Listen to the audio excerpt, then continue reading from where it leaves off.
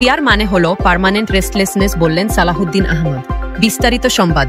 আনুপাতিক প্রতিনিধিত্ব পিয়ার পদ্ধতির নির্বাচন ব্যবস্থা প্রসঙ্গে বিএনপির স্থায়ী কমিটির সদস্য সালাহুদ্দিন আহমদ বলেছেন, কোন রাজনৈতিক দলের অবৈধ ও অসাংবিধানিক আবদার মেনে জাতিকে সংকটে ফেলা যাবে না। সংবিধানের বাইরে গিয়ে কোনো দাবি মেনে নিলে তা দেশের স্থিতিশীলতার জন্য মারাত্মক ক্ষতির কারণ হবে।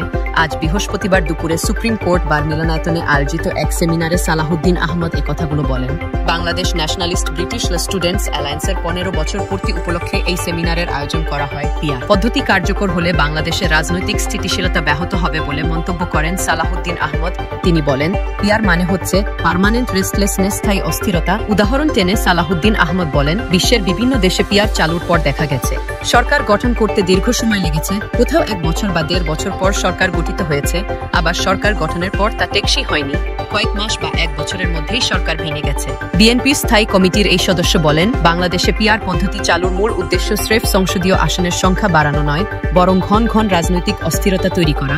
এতে লাভবান হবে সেই শক্তি যারা চায় দেশ সবসময় অনিশ্চয়তায় থাকুক। পিয়ার নিয়ে যেসব জরিপ প্রকাশ করা হয়েছে তাতে বিভ্রান্তি ছড়ানো হচ্ছে বলে মন্তব্য করেন সালাহুদ্দিন আহমদ।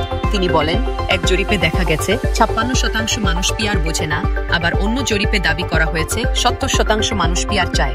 এটা জাতিকে বিভ্রান্ত করার শামিল। সালাহুদ্দিন আহমদ বলেন, জনগণ যদি আগে থেকে জানতে না পারে তাদের ভোটে কোনো প্রার্থী নির্বাচিত হবেন, তাহলে জনগণের সরাসরি গণতান্ত্রিক অংশগ্রহণ কোথায় রইল?